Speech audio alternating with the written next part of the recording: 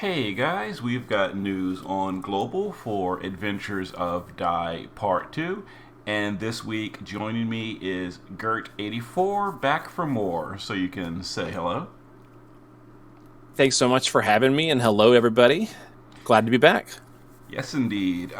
So how hard did you go on the first week of Dragon Quest, Gert? Do you have all the units at EX3?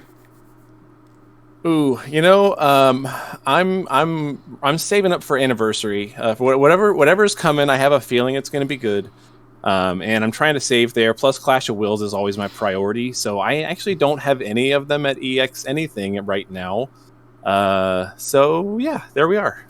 Makes sense. Makes sense. I did not pull either, but and the free daily pulls have not been lucky for me just yet. But we have more. But now we have part 2 of the event, and these units are at least Dragon Knight Baran. I would say of the 6 units that come out, Dragon Knight Baran is probably the MVP. He's the overall strongest burster of the whole batch. Very very powerful. And then Hyunkel and Hadlar are decent as well. I would say they're better than the other 2 units on the first week. But do you know much about these guys from JP? I do not actually. These are all pretty much brand new for me. And I'm not really even all that aware of Dragon Quest specifically. I've been kind of learning a lot about it this week as I've been as we've been seeing stuff. I've been doing a little bit of reading and like talking to people in chats and stuff about what it is. So I don't really know a ton about it. Okay, so we'll go through them one by one. The polls, just at a brief glance, look to be the same setup as last week. So we went over that. Let's see. So Dragon Knight Baran is I forget if he's True Shift or if he's Trans Shift. I think he's actually Trans Shift. I could be wrong on that one, but his base. Oh, he's a Thunder locked DPS in both forms. Uses his LB for damage pretty much as his best burst. Now, he's a little bit weird and kind of interesting. Now, first of all, let me give the disclaimer that Magic Variance is not quite here yet. It is due very, very, very soon, but not quite yet. So, on day 1, when he comes out, he's going to actually be relatively weak as to where he should be. That is a very, very temporary problem, and once Magic Variance goes in, his damage will go up significantly to the point of being one of the highest damage dealers on Global in terms of burst damage, even out damaging Knights of Grandchild, which is impressive. At his full potential. This is like talking, whale build, etc. But yeah, very, very strong after Magic Variance. So It does look like if you kind of look right there, it says Brave Shift duration 4 turns. Oh, So that does look like that. You're probably right. Looks like you're right about being a trance unit. I completely forgot that they showed that in the news. You are absolutely right. There it is. So he has a trance unit. But his base form, this is why this guy is a little bit cool for me. His base form is actually just as strong as a shift form almost. It's a little weird. So the way it works, his shift form is a pure mage. He has his pure magic, regular old mage, just like Dark Rain, etc. He does thunder damage, very high burst damage. His base form is very, very unique. It's a fixed attack thunder element hybrid damage. That is super weird, and people are like, huh? Fixed damage is bad.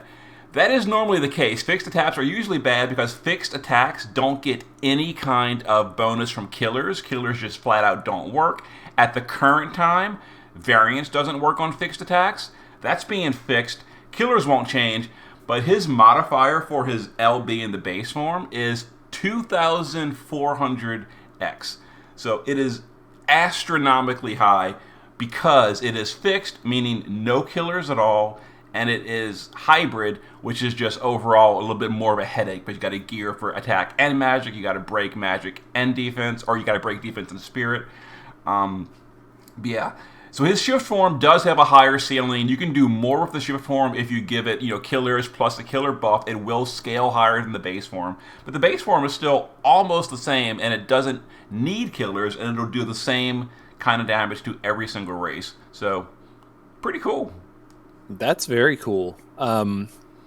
So How does he fare against somebody like Angela? I know Angela is kind of like the one people go to when it comes to like, oh, I'm gonna do like this, crazy 12-turn strategy where I'm gonna stack up for all these turns and dish out this really ridiculous magic. But like, how does he fare against like something like that? Now, as far as speed goes, he's way quicker. I think he's ready to go at like turn 3 if you do all his modifier boost, etc. But as far as damage goes, let me open briefly my my personal spreadsheet. I actually literally just updated this yesterday for magic variants, and I put these new units in. So based on my calculations, now the builds I'm using, just to be fair, are very whaled out. Like everyone's using Dark Reigns card, everyone's using Knights of Grand Shell card, etc. But at the extreme top end, here's a comparison. Now, after magic variants, Angela still blows them away because she's just insane. A 635 modifier after variant applies is hard to beat. It's really hard to beat. Mm-hmm. Mm-hmm. But he is number 2. He is the second highest burster. That's impressive, though. I mean, that's yeah. I'm looking at your sheet. I mean, higher than Dark Reign. Yeah. Mm-hmm. He is exciting. Very, very high damage. And then over here I did like a little quick compare because this is a lot harder to calculate because it's like never used, so my sheet doesn't handle it. But some base calculations I show over here at 450 killer. That's 300% plus a 150 buff. His shift form will do like 97 B damage, and then his base form at the same kind of build will do 93 billion. So it's slightly less than a 450 killer. But if you don't have a killer buffer or you can't gear to 300%, the base form will usually outperform, assuming the boss has equal defense and spirit, because it is a hybrid attack, so it applies to both stats. So pretty cool overall. Unit. So yeah, he is overall probably the highest damage dealer of the batch, and good. Keep in mind he is locked to Thunder Element and fixed attacks and magic attacks, so both of his forms cannot be imbued. Imbues will not work on either form, so he is literally hard locked to pure Thunder only, which is certainly a handicap depending on the fight. One thing I wanted to mention too is his vision card. Now this is, it was an overall decent vision card. It was locked to Dragon Quest units for the good passive at the end. They actually changed it last week due to a advertising error, so they have to change it to where it's now unlocked for everyone. How do you feel about this, Gerrt? It's a very strong. It's very strong to be available for everybody, and. I'm seeing there. I was just on the other screen that he's not. You're getting this at EX1 and 3, so that's very solid if you can pick him up. Mm-hmm. It's a shared card for Dai and Baran, so you're getting this card whichever of these two guys you do. Unquestionably, this card is extremely strong. It is literally premium level. Arguably even better than some premium cards because of the HP. Now, it doesn't have the good LB damage that Dark Reign or Knights Grand Shell card have, so kind of a trade-off. But I have a little bit of mixed feelings. I totally understand why they did this, the way advertising works, etc. You just can't really advertise it and then have it not do what it says it does, especially after people pull. And so for the English news, it was fine. I think it was the Korean news where they advertised it incorrectly and had to make this change, but because global, all those are shared, it's being changed for the whole global server. So I get why they did it, but just as a totally personal feeling, I'm a little bit like, I pulled like 60k for Knights of Grand Shell, plus I bought his bundle to get his EX3 quicker, which was a decent chunk of cash.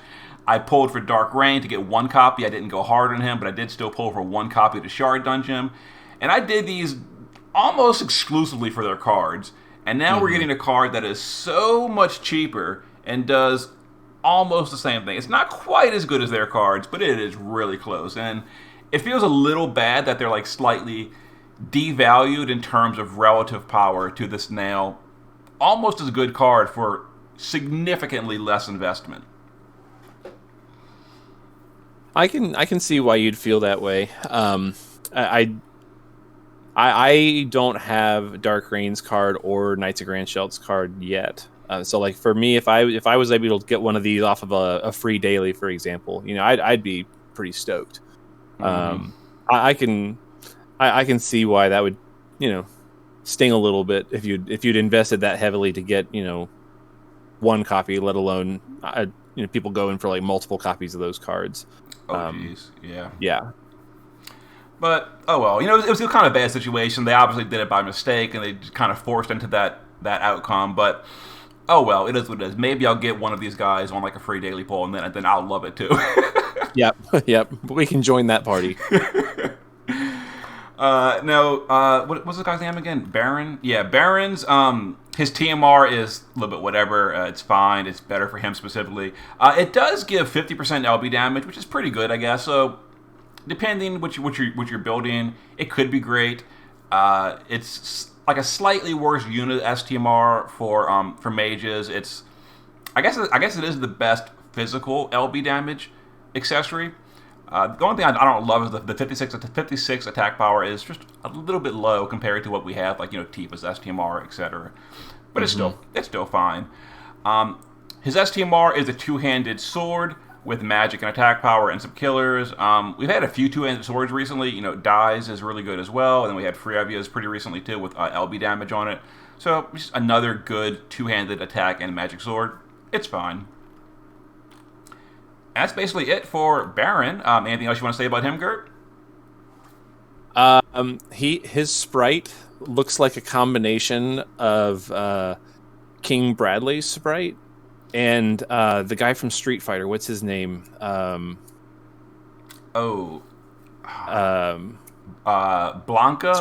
the green dude. The final boss from Street Fighter 2. I don't think I played that one. I can't remember his name. It's drawn a blank. Okay. Oh well, I definitely agree with the base form though. He definitely looks like King Bradley. Yeah. From Full Metal. Looks cool though. Mm-hmm. Oh, I didn't even notice this. I didn't even notice this guy got a global upgrade. Okay, so Super LB got upgraded. Oh, they don't give us the full details of what exactly it does. Okay. I didn't notice that. I browsed the news quick. Okay, so Hyunkel got better. This unit was okay. He wasn't great. He's a magical cover tank that also can technically deal damage. I'll pop over here again. I calculated his JP form, which was a physical damage dealer. It's kind of weird because he's a magical tank that scales on physical stats. You can see his burst over here. It was relatively low compared to the top of the meta, which is all up here. So his burst, based on his JP form, was a little bit underwhelming. Kind of low. But apparently he's getting a global upgrade. So I guess you can't really take his JP form based on my sheet because we don't know what his new modifier is going to be. Maybe it'll be great. But other than that, him having some cover and having an option to burst, I guess if you needed a magical cover plus damage dealer in the same, he does it best. But overall, again, based on the JP server, he was not super impressive. His STMR is a two-handed spear, but only magical tank units can equip it. It's 220 attack and 237 spirit. Really good for Chow, for example, in Clash of Wills. If you want Chow to burst after the variance change, you're going to want to put a two-hander on Chow. Here's a great two-handed spirit weapon that Chow qualifies for, so pretty cool. And the resistance on it is pretty nice too. Like that's really nice for magic tanks. Well, it is two-handed, so if you're doing it for the actual tanking, you can't use a shield, right? Which is a little bit of a trade-off there. And then his TMR is pretty typical for the Dragon Quest stuff as an accessory. They have lots of accessories from this event. It's fine. It's got the weird weapon-locked 75% double-hand stuff, but it is double-hand spirit as well as attack, and double-hand spirit is a little bit harder to gear for, so there you go. Not a whole lot more to say to him. He covers and he does damage, apparently more damage on global. We'll see how much more on Thursday, I suppose. Oh, he is light-locked as well, but it is physical, so it can be imbued, so you can split the element.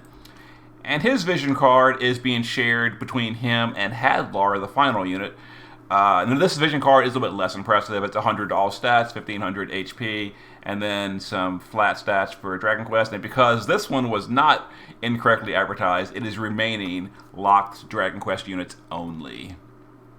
So, it's okay. It's fine. It's nothing really special. It's actually, I'd say this card is actually better for tanking than, well, then again, we just got the free, the free one's really good. Which is even better. That's true. That's true.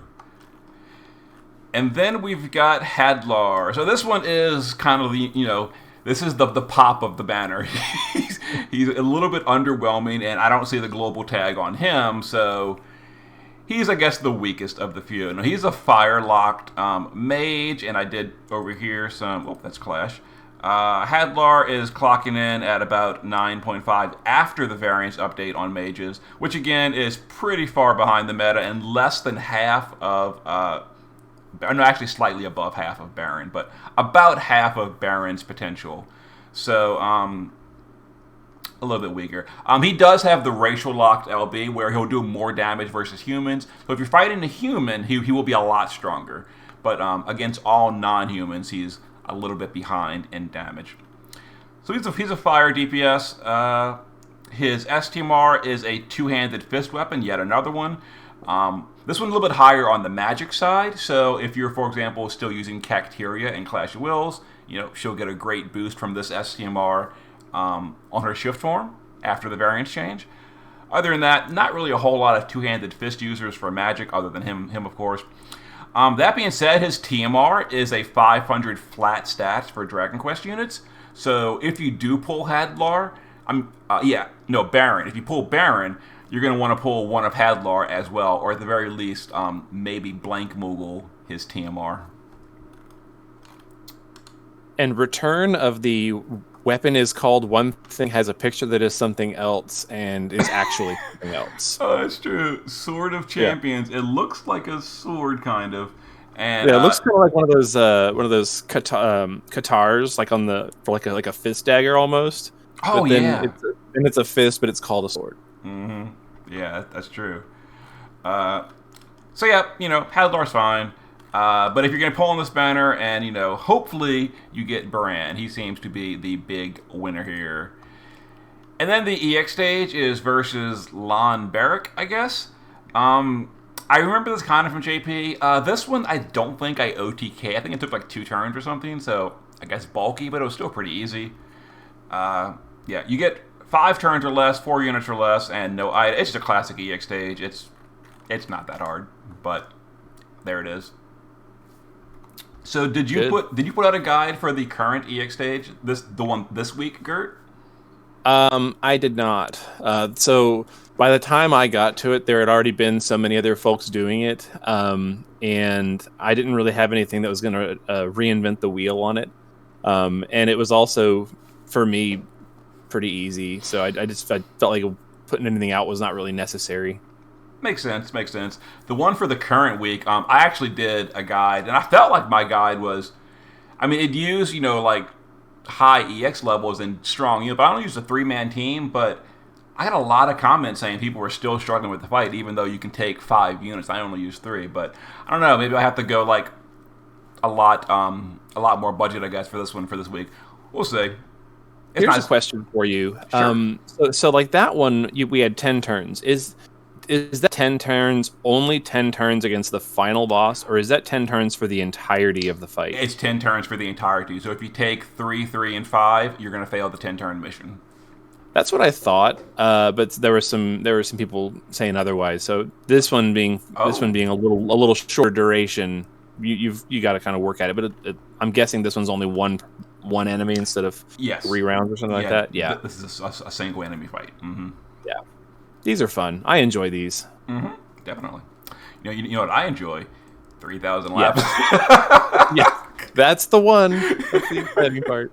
And then Vision World. And once again, for a second time, huge thumbs up to Gumi because it is completely open on day 1.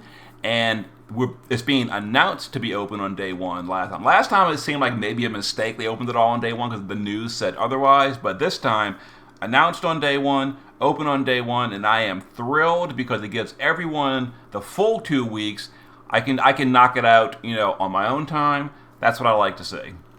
Mm-hmm. This is great, and they're also telling us the names of the enemies at the top. We don't have to go digging through, the text in a weird way to like kind of piece together. Oh, it's this because it says it drops this, but it's also this. Like last month's was weird. This one's very nicely laid out. Mm-hmm, definitely.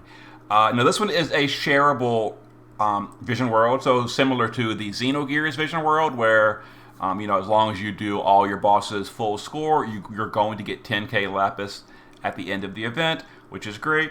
I would say this one is slightly harder to perfect score the final boss based on the JP server as compared to the Xenogears.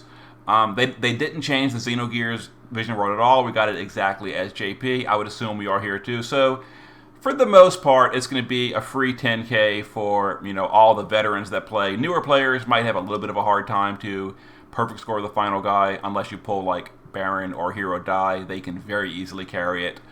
But it's pretty easy to perfect score everything and get that 10k for most players.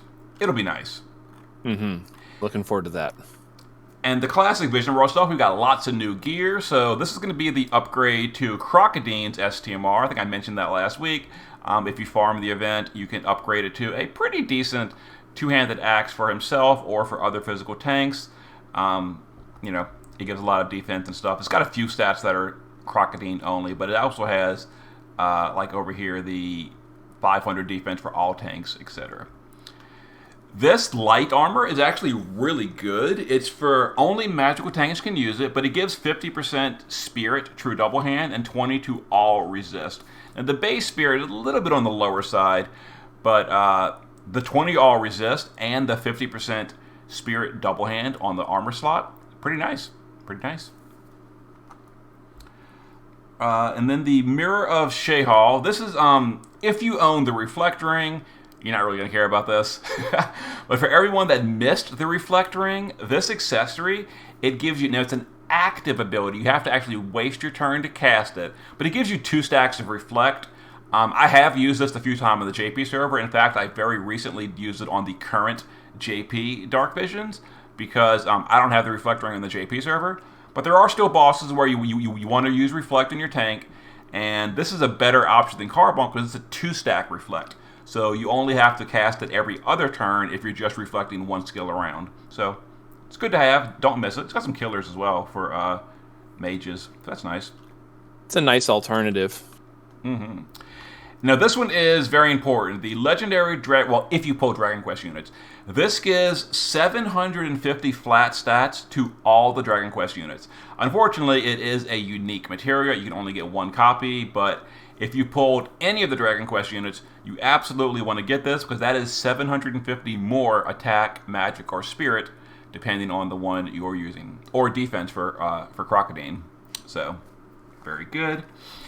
And then this one, let me read this closely because we were actually discussing this in the Wiki channel the other day.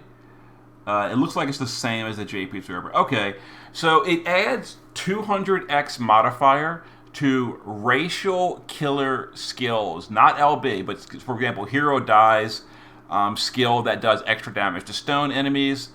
I think Baran's got one that does extra damage to a certain enemy. I forget which one. This material will add 200x modifier to those. It also adds 300x modifier to spirit ignoring skills. Only one of the units has that. I think it was Pop, maybe. One of them did in any case. And it adds 300 modifier to that.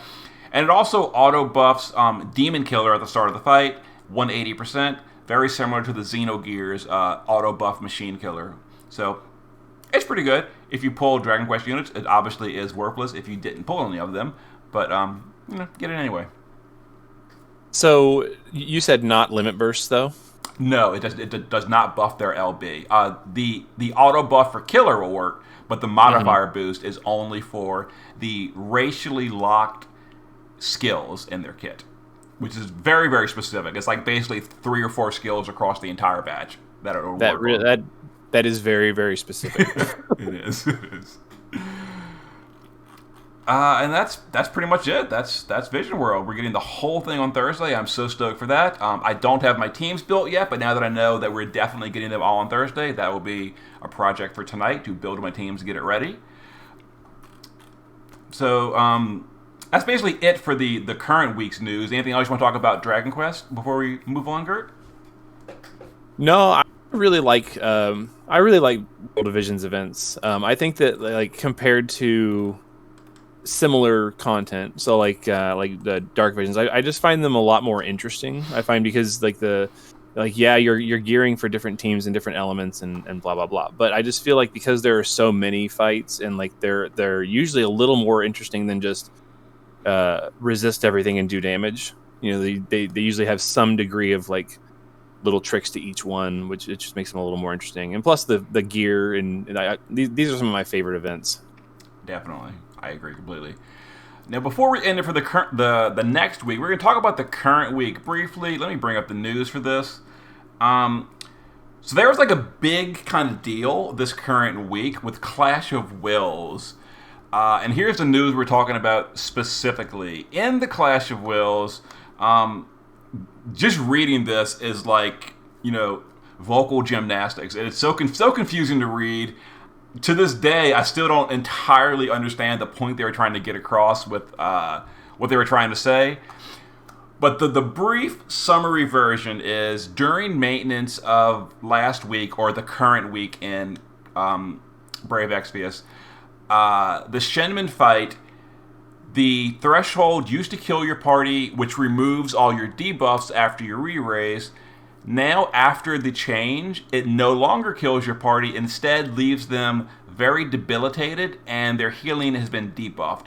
So, without going into the extreme details of the fight, it's kind of your opinion whether this is harder or easier. I personally feel it's a lot harder to deal with post-change.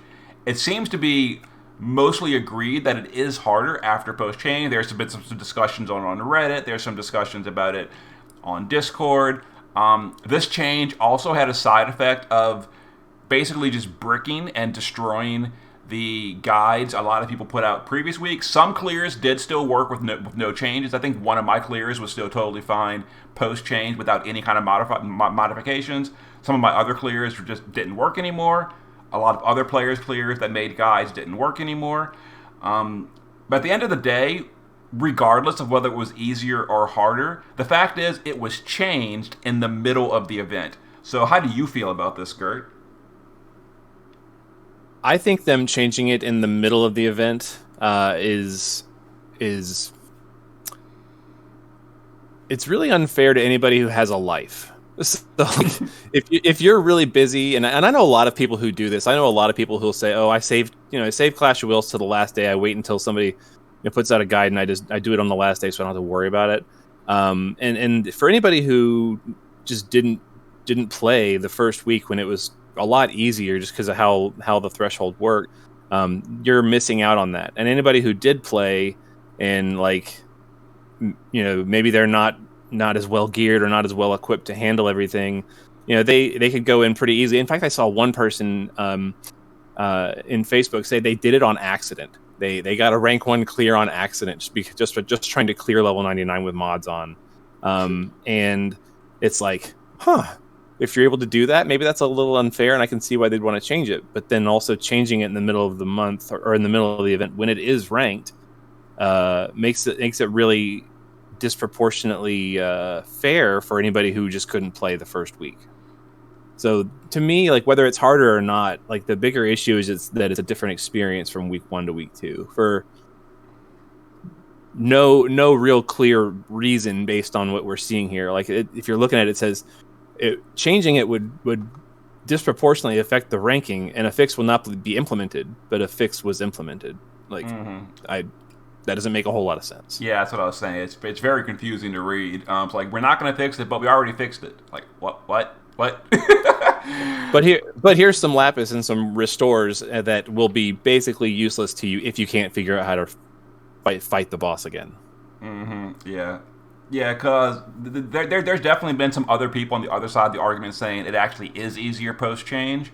But again, that's really not so much the point of it being harder or easier, because let's for a moment take their viewpoint. Let's say it is easier post change. Well, by changing the mid event, you kind of like wasted the time of people that put through the effort of who did the quote unquote harder version last week, and now it's just easier for a lot of other people. Maybe their previous accomplishment feels cheapened because if it really was harder the first week, well, people that clapped it on the first week, well, now they're kind of like handing out easier wins on the second week.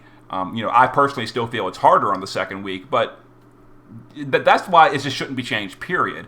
Easier or harder, as long as it's not broken, you shouldn't change it in the middle of the event, especially a week later. Like, maybe if they hotfixed it 6 hours after release, okay, most people didn't do it at that point. Maybe they feel it had to be changed.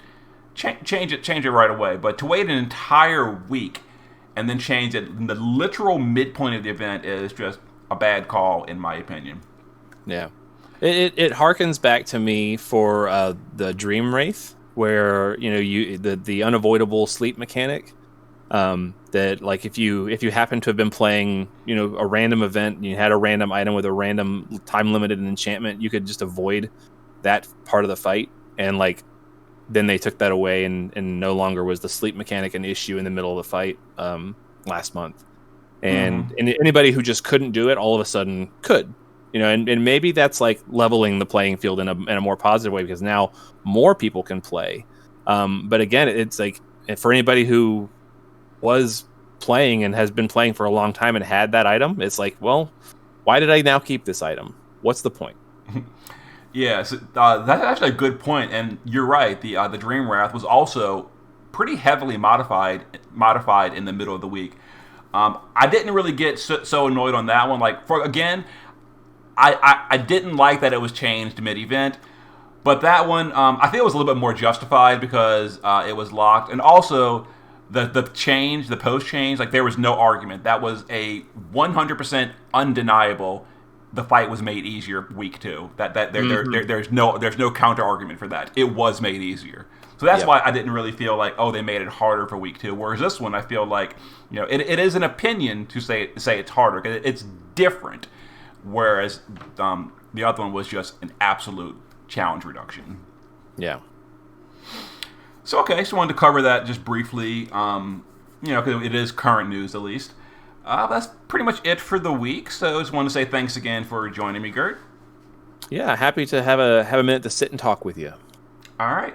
So I will see you guys for more Dragon Quest content in a few days. See you later. Take care, guys.